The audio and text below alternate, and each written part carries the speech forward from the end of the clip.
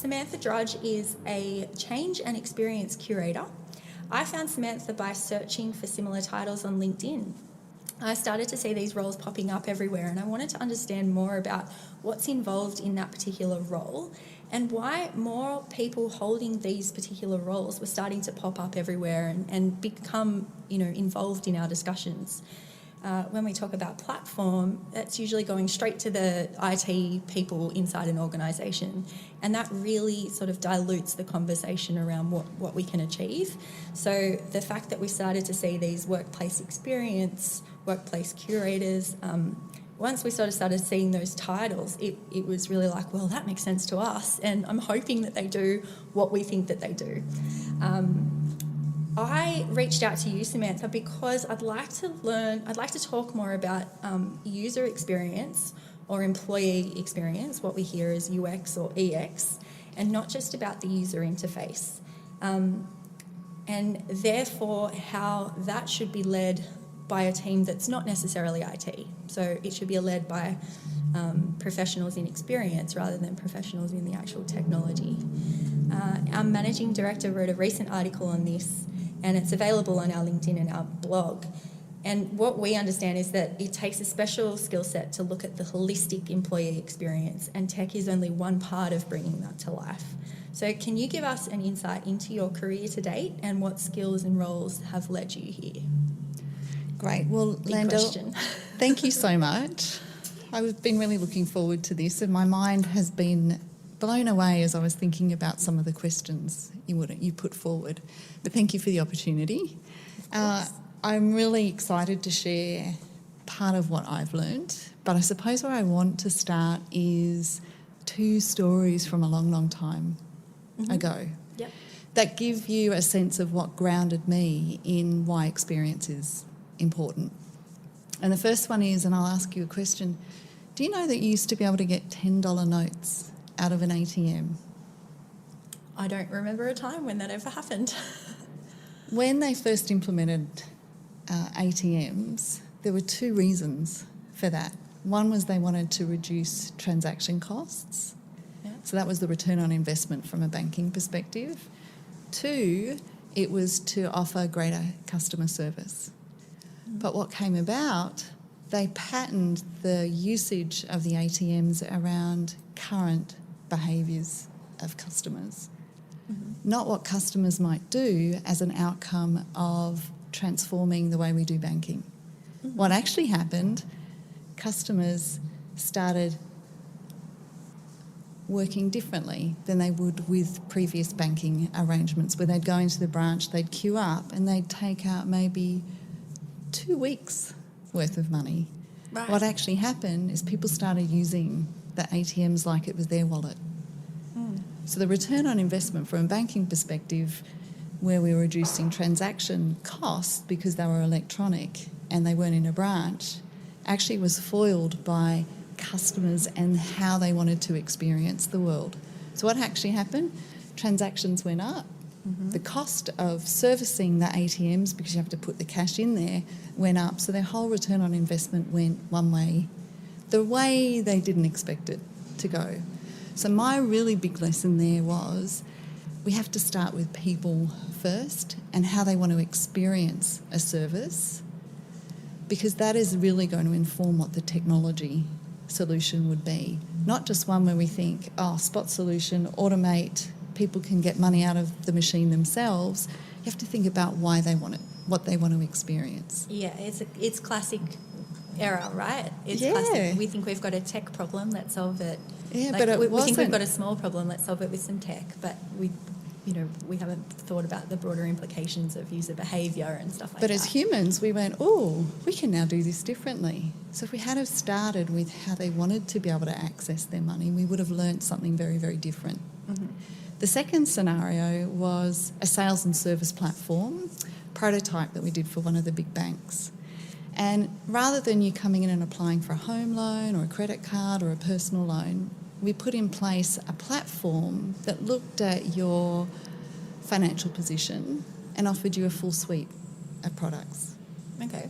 One-stop shopping, almost. You could pick and mix what your solution was depending upon your circumstances. all based on credit scoring and all based on your financial position and information that you'd supplied. But when we asked employees to offer what the technology was telling them to offer, they balked at it. They balked at it because there were personal and individual sensitivities about the value that was being offered to a client. So what actually happened, loans officer Sam actually said, rather than me offering you 3 products with this loan amount value, they actually sensitised it to what they thought was acceptable. And what we found is they were underselling what was actually quite legitimate solution for a customer, because their own personal sensitivities around, I didn't feel comfortable telling a client that they could have a $1 million home loan, a $10,000 credit card and then a $50,000 personal loan. It just felt like too much money to offer a client. So once again, we were hit with how people behave, the service they want to provide and the experience they want to provide their clients actually stopped the ability to service clients in a different way. So there were 2 components there around how people behave and how they want to experience the world, what they contribute to the world and what others get back from their contribution, that really made the biggest coin drop for me, that whenever we start with a problem, we need to start from a people perspective. Yeah. Yes, it's really good. So our initial discussion when we first met, I was a little bit nervous about making too many assumptions on what a workplace experience curator was doing, because I'd been to workplace technology conferences and the experience designers would literally get up on stage and do these crazy performances as presentations. If anyone's listening that was at WorkTech Sydney last year, and Nellie Ben's presentation was mind-blowing. It was 250 slides done really, really fast, and she sort of jumped around all over the place, and I thought, oh, well, this is really far removed from the practical aspects of what experience design is related to the person. So when we initially met, it sort of ticked a few boxes in my head, like, oh, you actually do what I was expecting, and where I see the gap is in a lot of workplaces at the moment. And I think that's a really interesting point, because if I look to my experience, always working in transformational change, whether it be branch process redesign programs or technology transformation programs, or recently in workplace transformation, we really have to start from the needs of the people, always. And I was thinking back to your question around, if we just start from a user interface perspective, that's a really important part, and it's a really important part that the technology teams adopt a practice and apply that practice in that, but it's only really one component. When you think about how people want to experience the world, it's more than just what they physically see and experience in a piece of technology. Yeah. It's what they want to hear. Yep. It's what they want to see. What they want to smell. What they want to smell. Really nice coffee. What they want to touch. It's so much more than just how I interact with something. Yeah. And I think that's really key to everything that I've been doing in the workplace transformations. When you think about all of those elements, you're actually talking around who are the best people to have in the room to help you with that. Yes, it is technology. 2, it is the architects and the designers. 3, from a spatial perspective, brand. Brand tells the story of how people want to perceive a company, or the energy they portray about a company, the story they portray about a company, what we hear about a company. People and culture. The employee experience, in my mind, galvanises the client experience. If you don't have that happy, smiley employee on the phone to a client, the client is going to pick up on that as part of their experience of an organisation. So it led me to thinking about how you then create great experiences. UI is really important, but it's one piece of the puzzle. Yep.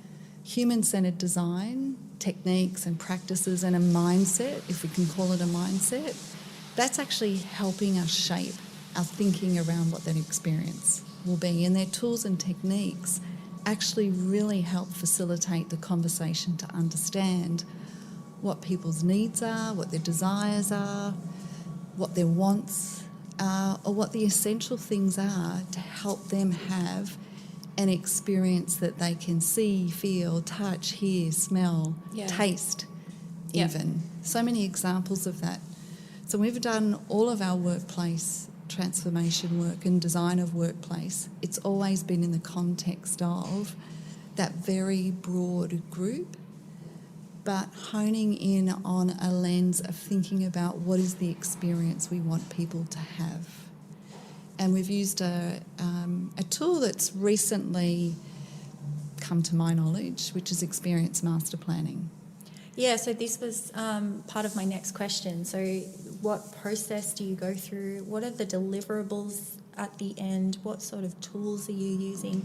Is there a lot of observing and data gathering at the start? So what does the process look like if someone's bringing you in as a experience curator?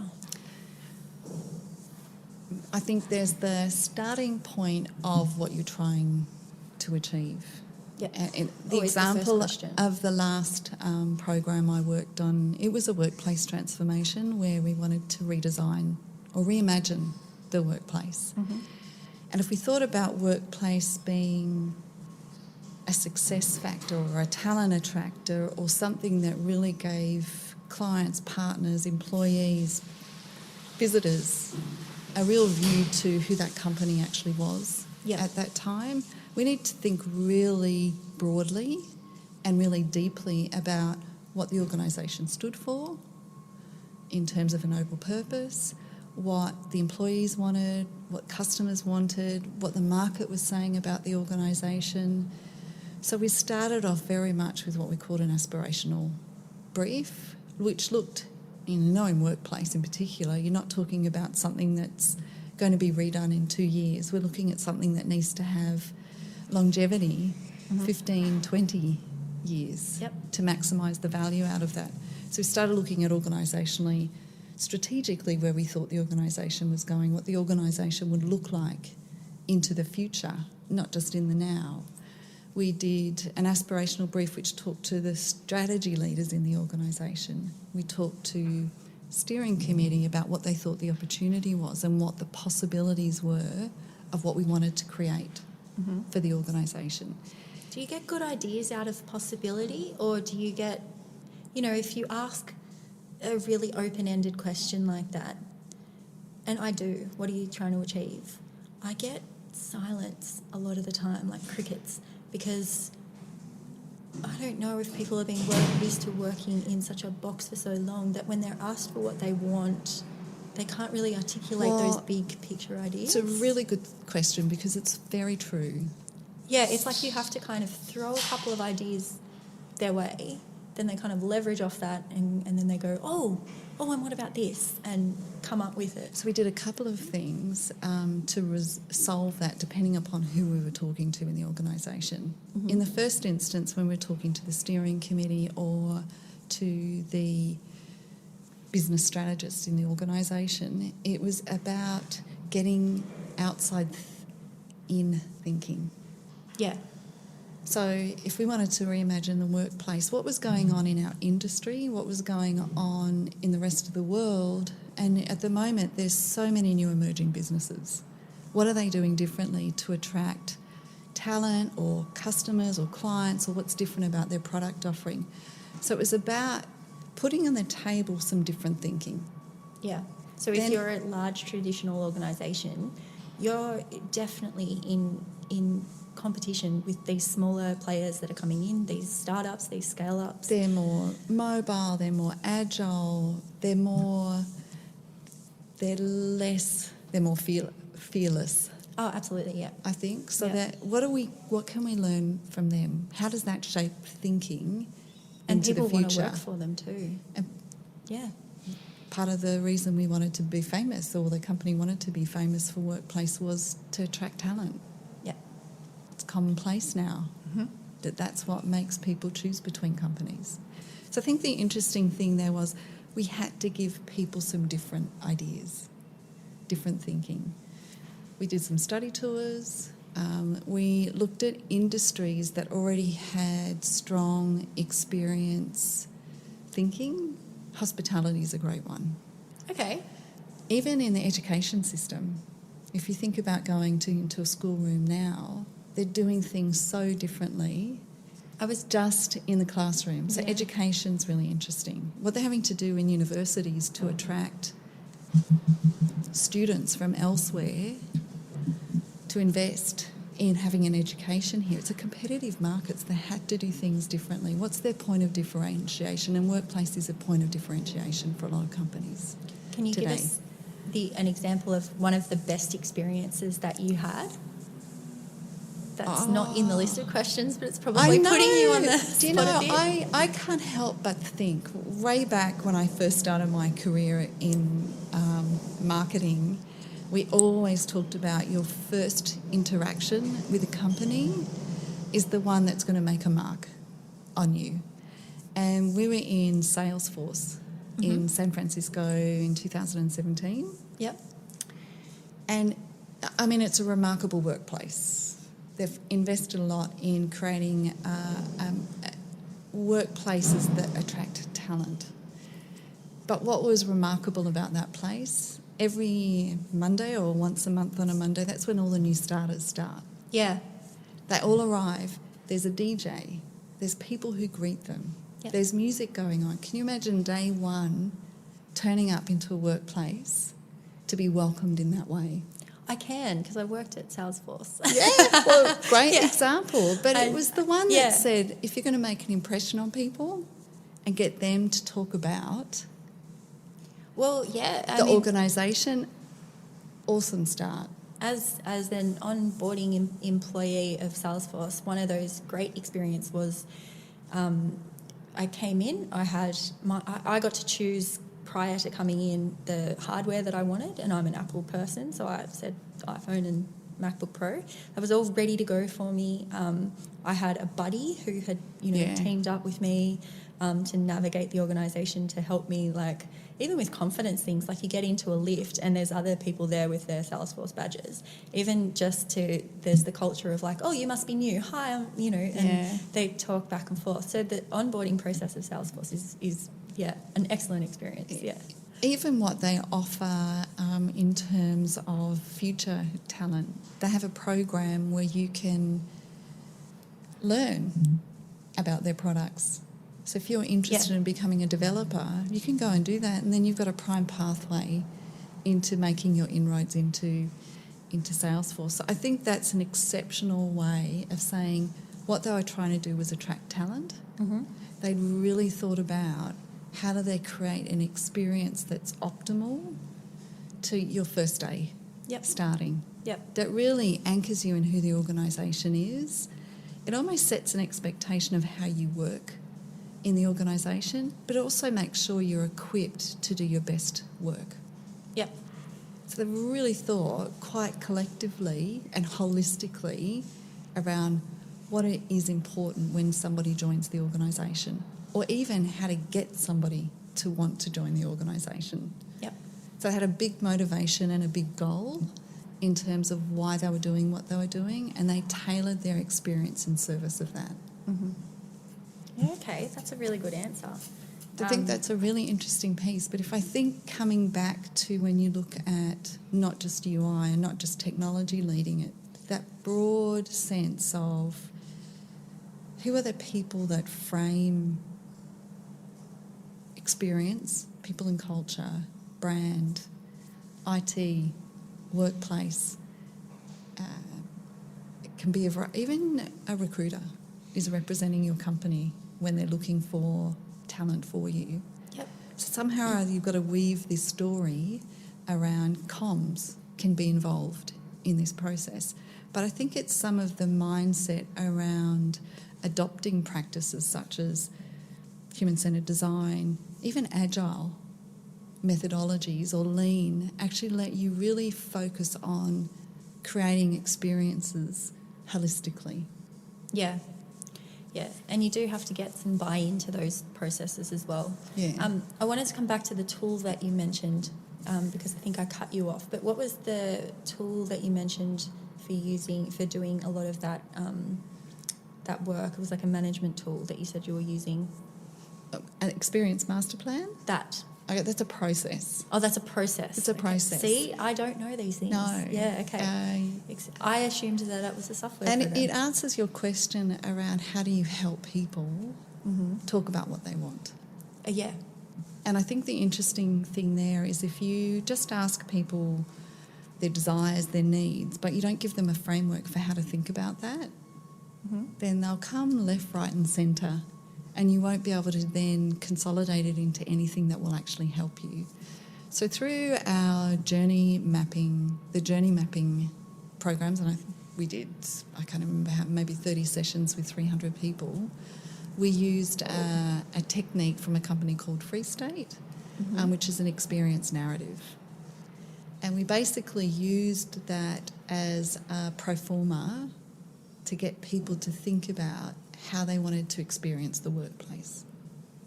Is that typical of how long it would take to get that type of information? Or is it that you can come into a business and say, look, if we get the chance to do 5 or 6 sessions, we'll understand?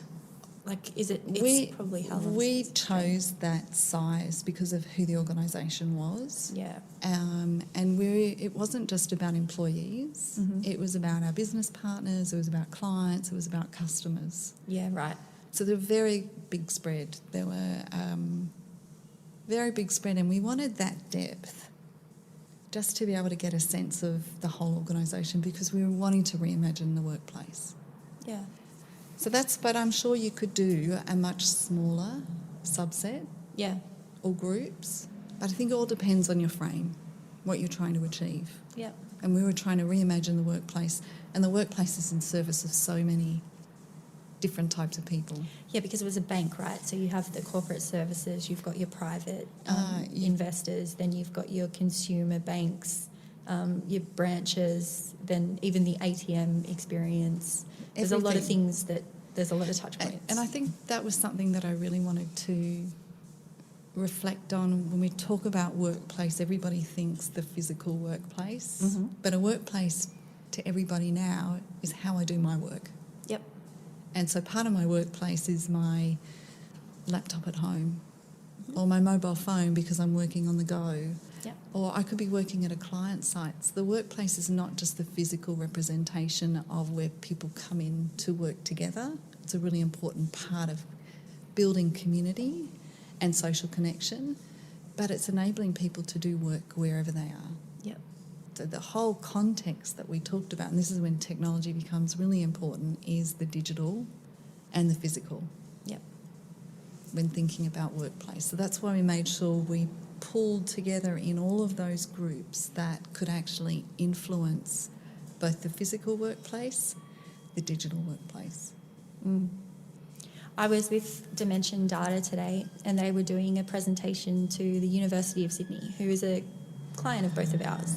And it was really cool to understand, so what part of their process of talking to clients is about what they did. So Dimension Data, they use the ACA platform as their, that was sort of the non-negotiable, the crucial bit that connects all of their things. So, but they had 2 principles, and they were mobility first and cloud first.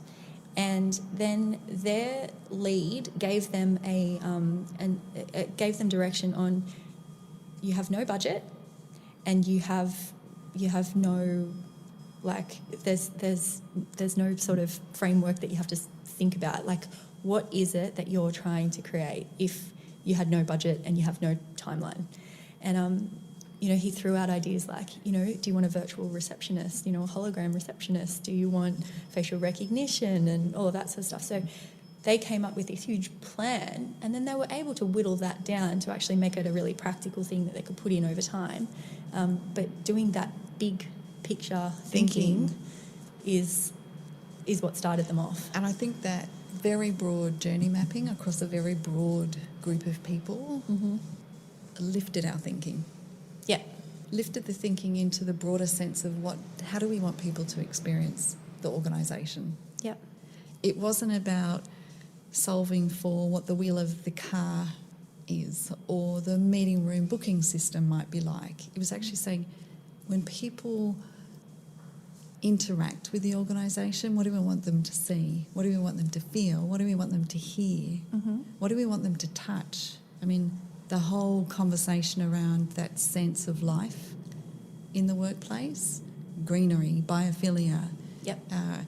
Animals came up big time for people that would just make them feel more like people. Well, Salesforce actually brought in we had like a day where there was like farm animals in the park. Yeah. I think it was when people could bring their kids as well. It might have been school holidays, but yeah. The petting zoo. Yeah, it was like a petting zoo. But bringing your family, you're bringing your children in. Well, I've seen It's an a excellent great example idea. of that actually, because the building that's in George Street, the EY building that Mirvac sit within, but I think I was in EY. I think it's on the EY floor. They have Lego tables. Yeah. Yeah. So what they identified as part of their journey mapping is that they have a whole bunch of parents who have every single holiday anxiety What to about do. how they manage that time and tag teaming in and out and extra money and extra, for nannies or for school holiday activities. And, if you're looking at just one individual, that's a really logistical problem. But if you're looking collectively over an organisation and identifying that there's 300 people that this happens to every 12 weeks, then that's a big problem for the organisation. And, it's a distractor from work and stuff. So one of their journey maps around who comes to the building, how do we use it, how do we use this client space, was one of their solutions was Lego tables, because then, mum and dad can still come in, they can, drop the kids, they're supervised at the Lego table, they can get into that meeting or they can go and work from a desk,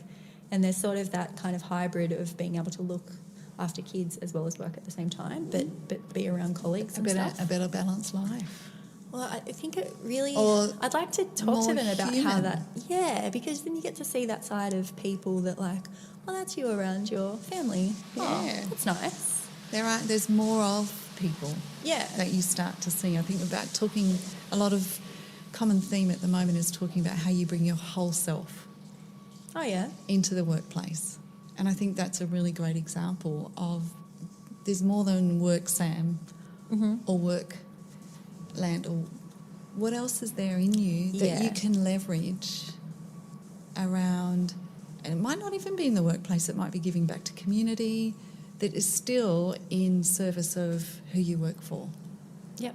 Or the organisation, or how you want the organisation to be perceived. So I think the really big piece for experience to me, it's not just what you interact with, it's who you interact with, how you talk about the organisation, what the organisation has to say about itself, so the storytelling that comes with an organisation, how you're in support of the broader community, how you're in support of your community of employees or partners, because we're all human and we're all in service of helping each other. Yep. So I think the nice thing around that big picture thinking, the experience master plan and the experience vision that we came up with, and the master plan that says how we deliver on that, it actually gives you a framework. You don't have to do everything all at once. Yeah, it just gives you a plan. It gives you a plan to sense check. Are we heading in the right direction of what our aspiration is from an experience? For people, whether they're a client, a customer, an employee, a business partner, a community member from one of the services or charities that are supported. So it acts as this guiding light or that northern star. So that every choice you make, is it in service of creating that grander experience that we're hoping to achieve from an organisational perspective? Makes a lot of sense. Yeah. Can I ask you a little bit of a tougher question? Sure. So banking is a sector that you've worked in a lot, and in Australia they've been in the news a lot over the past 12 months, I suppose, with the Royal Commission.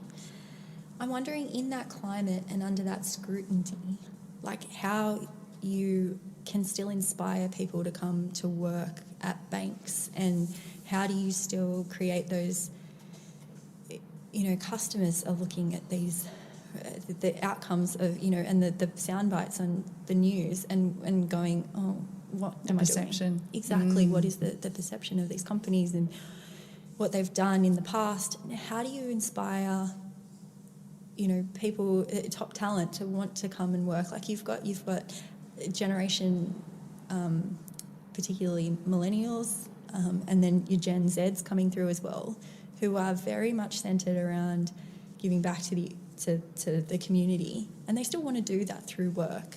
Salesforce is a really good example of actually enabling that give back kind of scenario.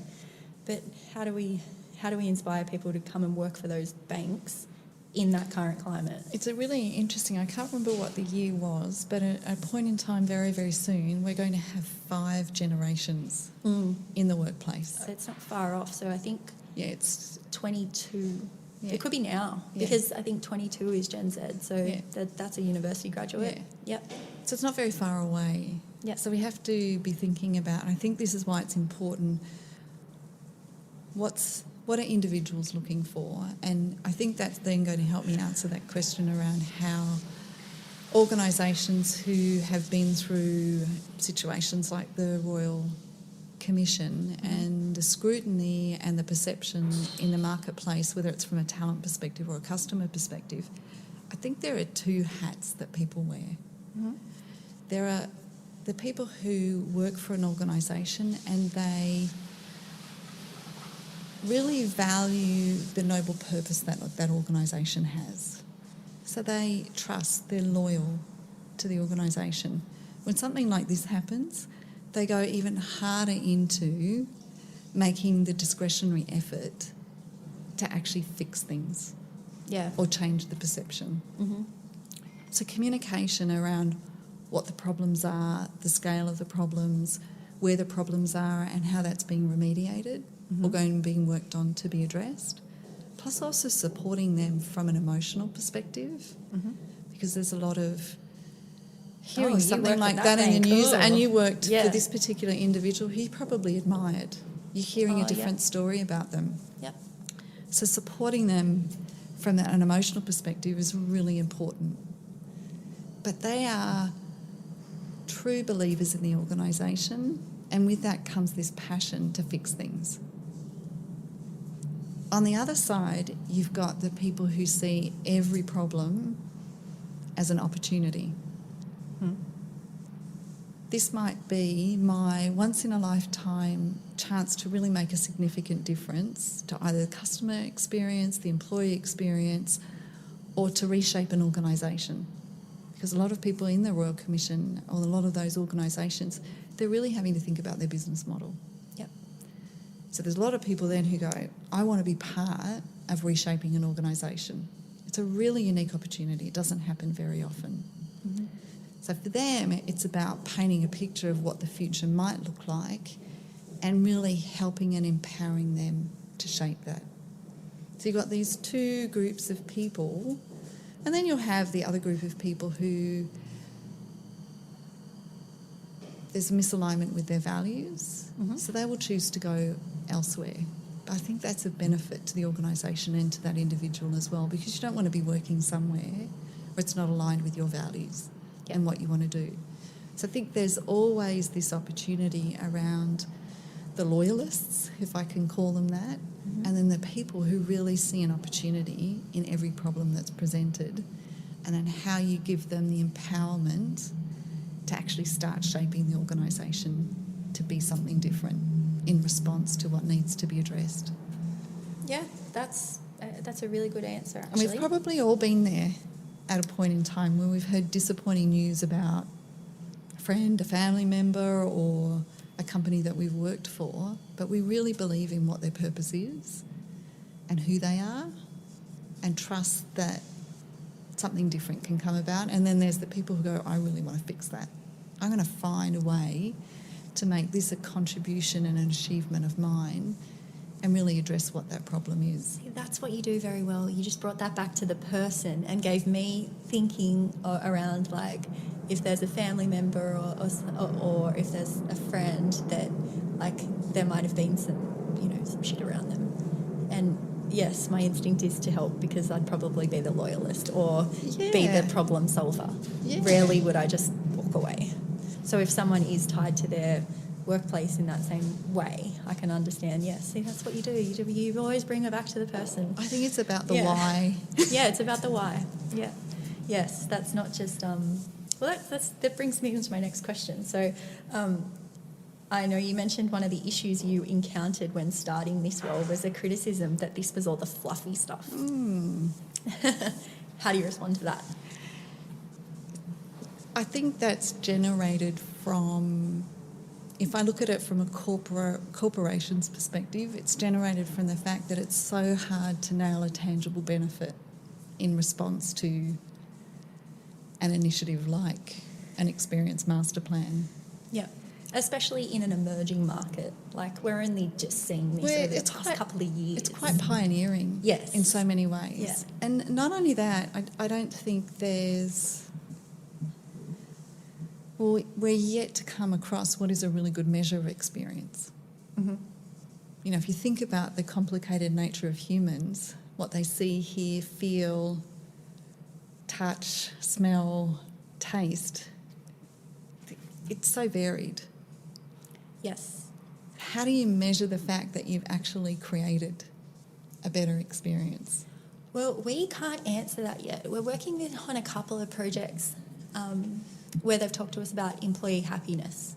Yeah. And that seems really cool around, okay, like, what would be the cool things that we could have on the platform that would indicate employee happiness? So, what sort of algorithm essentially would get to the point of, giving it a good score for happiness?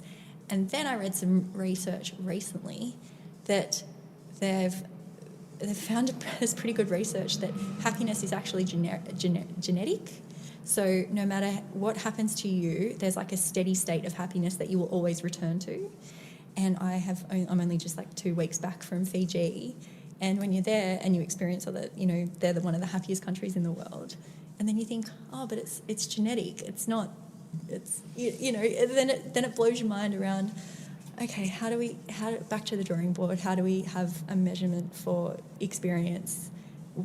What is it that we can actually tangibly, measure this performance by? And if it comes down to feelings or motivations, because when you talk about happiness, that's a feeling and an emotion.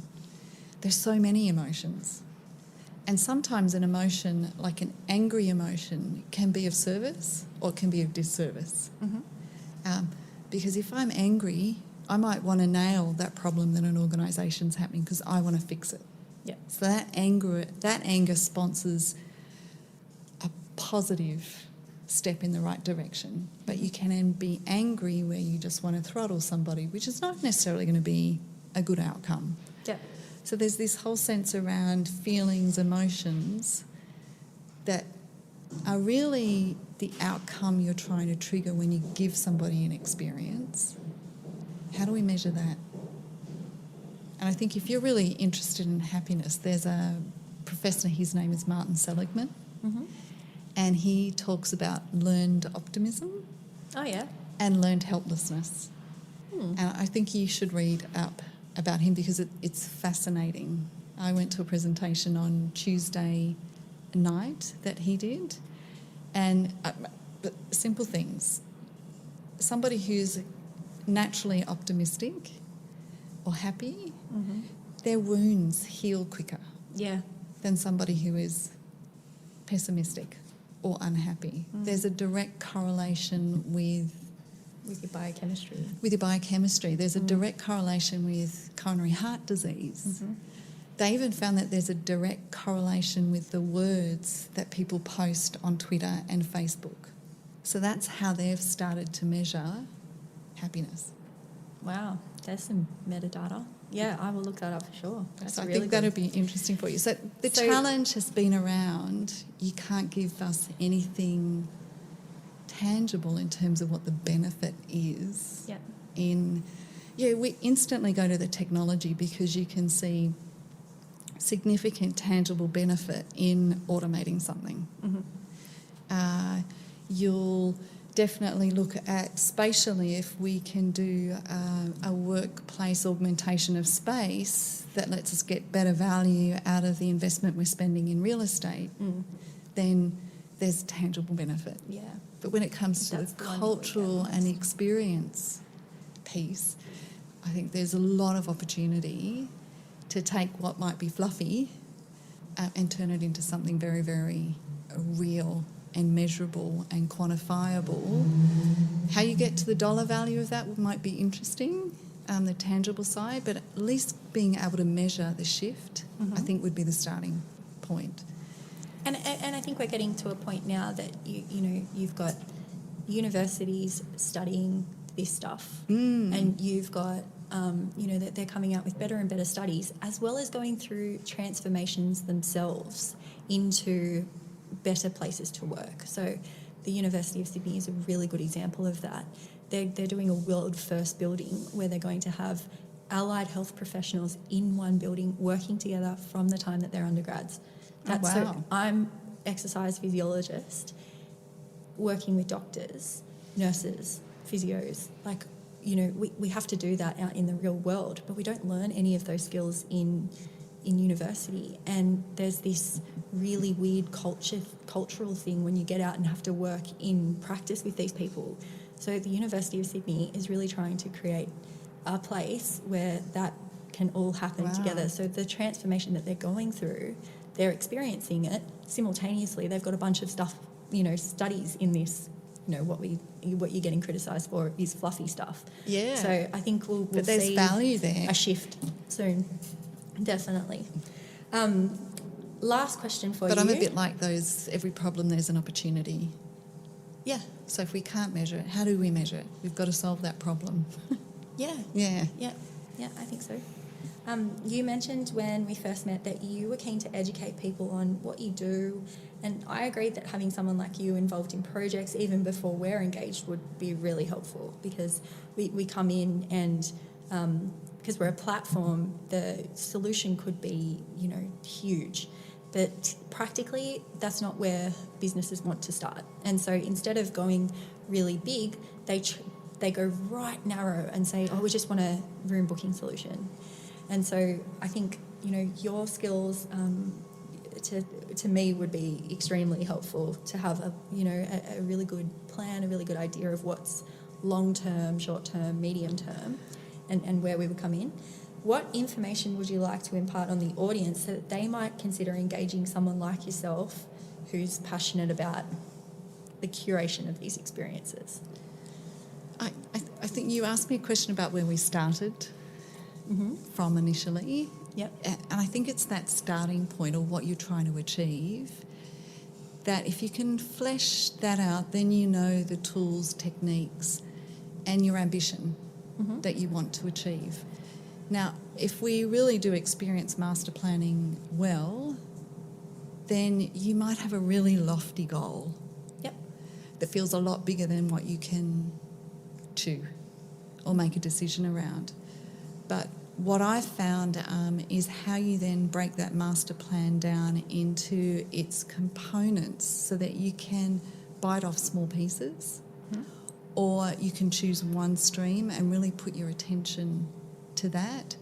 Then you're going to get a solution that's more in service of the experience that you want to create, not solving one problem. And I keep liking I read John's blog.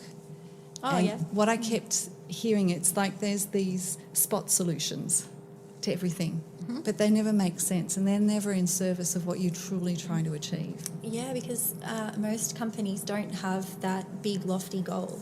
If that was presented to us, and it has been in a recent project that I'm working on with a real estate company, they came to me with even lo-fi prototypes. They had their big picture goals there. They were really well thought out about what they wanted to do. And if we had every client go through a similar type of exercise and come with, hey, even put it out to market, go to all the vendors and say, here's our lofty goal. what can you sort of help us with? What products or services can you help us to get here eventually? I think that would be a much more interesting conversation rather than can you help us with this spot problem? And I think the interesting thing is once you start talking about experience in the workplace, it is a collective group of people. I mentioned people in culture, brand, I mentioned technology, workplace. There's probably a plethora of others that all somehow or another need to collaborate and be part of the co-creation process of that vision. And then how we then define that experience master plan and what each of them own as a framework for what's being the aim to achieve, that you can then break down into the component parts, knowing that that solution for visitor management is actually going to contribute overall. You solve a small problem, and I still think you need to start with small problems and build upon them, because to do an experience master plan for an organisation's workplace it's actually very broad and very big. Yeah. And it might be a 5-year journey. I think what we realise it's probably even more a business strategy than a workplace design strategy. But I think if you can bring everybody together and have that co-created, shared ownership, but with individual ownership of the different streams, from the data-driven requirements that you have to the activation programs to the servicing programs you actually need, to the technology that will support you across all of that, then you can find a way of breaking it down into small deliverable pieces that you can actually learn from. Because the one thing I've really, really learned is once you do something, you'll learn so much more from it. And it might reshape or jiggle something else somewhere. But I think being able to make small steps and progress are going to contribute a lot more than trying to solve for the perfect solution. But you need that lofty idea or that vision or that North Star as your guiding light. Yeah. And then what I found that I've been able to do really well is how do you break that down into the components, identify the owners so that you can then look at how do we create the change as much as help people adopt and adapt to the change, which is that change curation piece. Okay. I interviewed Liam Timms from Lendlease. He's the fund manager for part of the Barangaroo development, and he is very much the visionary, but the single point really to provide that vision and then bring people along the way. But your role would be more like, I am the person who's going to curate the people to create the experience. Help shape what so that you bring vision together that and group. The experience programs are collectively using people to be able to do that. Because it's through their contribution that we can actually start to identify what the design is, so the concept designs.